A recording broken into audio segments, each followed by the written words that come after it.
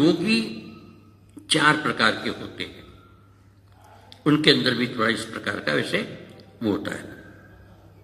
तो 4 प्रकार के योगियों में इसमें आया है कि देवता लोग उनको परेशान करते हैं, देवता लोग उनको प्रलोभन देते हैं, ये तो सिद्धियां करते थे ना।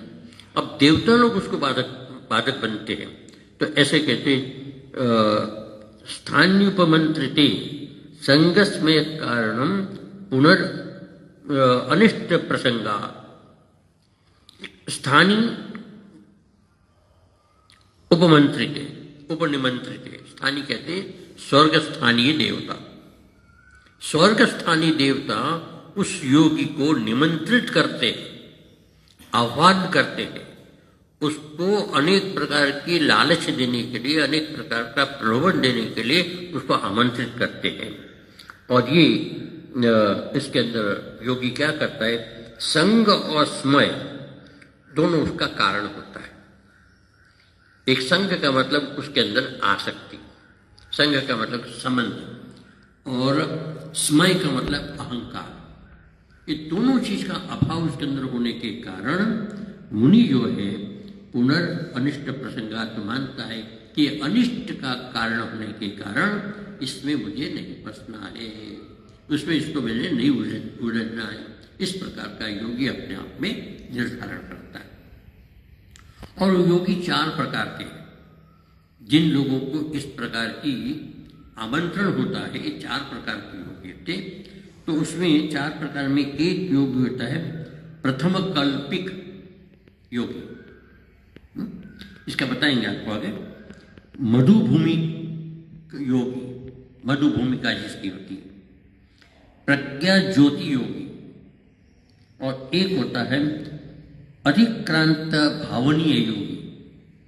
ये 4 प्रकार के योगी थे। इसमें जो दूसरे प्रकार के योगी है मधु भूमिका योगी, उस योगी के लिए सबसे ज्यादा कठिनाई होती है।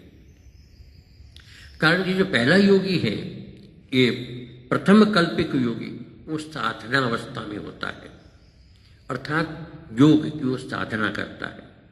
अब जो सामान्य रूप से साधना कर, जैसे हम हैं, आप हैं, तो हमारे पास देवता क्यों आएंगे?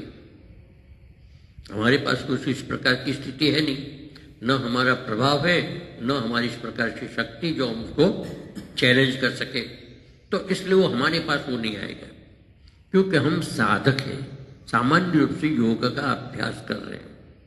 लेकिन जिसने योग का अभ्यास करते करते अपनी शक्तियों की अभिवृद्धि की, ऐसे योगी जो है उसको कहते हैं मधुभूमिका। ऐसे योगी के लिए देवताओं का वैसे एक प्रकार से आमंत्रण होता है, और उसको अपने दिव्य भोगों के लिए वहाँ उनको दिव्य अप्सराएं देते हैं, दिव्य रथ इत्यादि देते हैं। इस प्रकार से भिन्न भिन्न प्रकार के उसको उपभोग करने के लिए साधन देते हैं, दिव्य वाहन देते हैं, दिव्य रथ इत्यादि देते हैं कि तुमको ये देंगे, तुमको ये देंगे, तुम ये ले लो, तुम ये ले लो। इस प्रकार से उनको प्रलोभित करते हैं और उसको बार बार समझो निवेदन करते हैं। लेकिन योगी जो है अपनी साधना में निरत होने के कारण और उसको वैराग्य होने के कारण उन सब योग प्रलोभन में वो फंसता नहीं है, आगे बढ़ता है। अब तीसरे प्रकार का योगी है प्राज्ञ ज्योति योगी।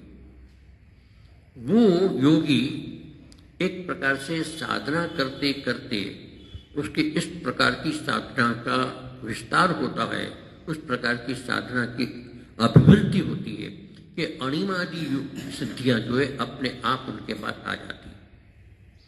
पहले से साधना करते करते अणिमा, महिमा, गरिमा, लघिमा, इसी तो आप काम 8 ये 8 सिद्धि उसके पास अपने आप होती है।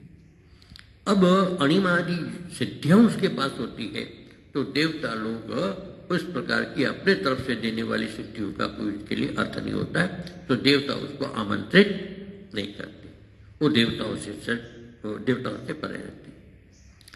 चौथे प्रकार का होती है अतिक्रांत भावनीय। वो योगी जो है उसको भी देवता लोग स्पर्श नहीं करते। और इसका कारण क्या होता है कि पर वैराग्य से संपन्न होता है। जैसे बताया पीछे कि जिसको पर वैराग्य होता है वो कभी भी किसी भी प्रकार के प्रलोभन से प्रभावित नहीं होता है। एक होता है वैराग्य, सामान्य वैराग्य, जैसे कि पीछे भी कई बार आपसे चर्चा हुई है। वो वैराग्य कभी कभी वैराग्य परिवर्तित भी हो जाता है, वैराग्य में शिथिलता भी आ जाती है, वैराग्य लुप्त भी हो जाता है। लेकिन जिसका पर वैराग्य होता है, जैसे बुद्ध के विषय में बताया था कि वो वैराग्य ऐसा वैराग्य है कि कभी भी वैराग्य में न्यूनता नहीं आ सकती।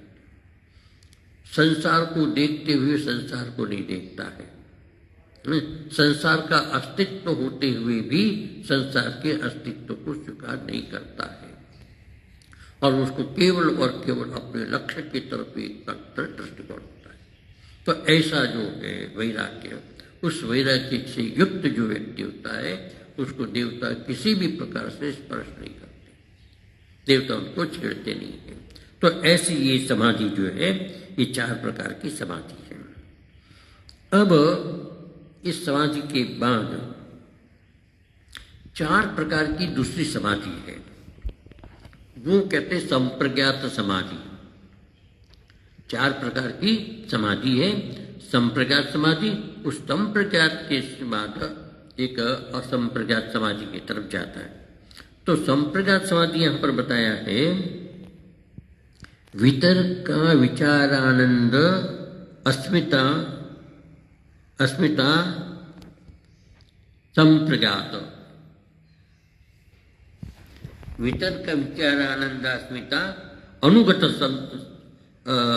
अनुगत संप्रज्ञात, जिसके अंदर वितर्क अनुगत संप्रज्ञात, विचारानुगत संप्रज्ञात, अस्मितानुगत संप्रज्ञात, आनंदानुगत संप्रज्ञात, ये 4 प्रकार की समाधि है। अब संप्रज्ञात शब्द जो है एक बड़ा ही विचक्षण है। क्या होता है कि भाव्य कहते हैं ध्येय को, ध्येय वस्तु के स्वरूप में अच्छी तरह से संलग्न हो जाए। ध्येय वस्तु, ध्येय बने 3 चीज है, इसको समझ, ग्राह्य, ग्रहण और ग्रहित्री। ग्राह्य, ग्रहण और ग्रहित्री।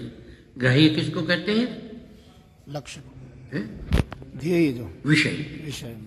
ग्राह्य कहते हैं विषय को, और ग्रहण कहते हैं विषय को आवृत करने वाली, विषय को स्पर्श करने वाली वृत्ति, उसको ग्रहण कहते हैं।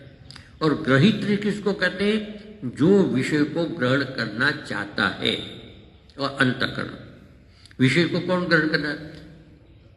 वस्तु को कौन पकड़ता है? अंतःकरण।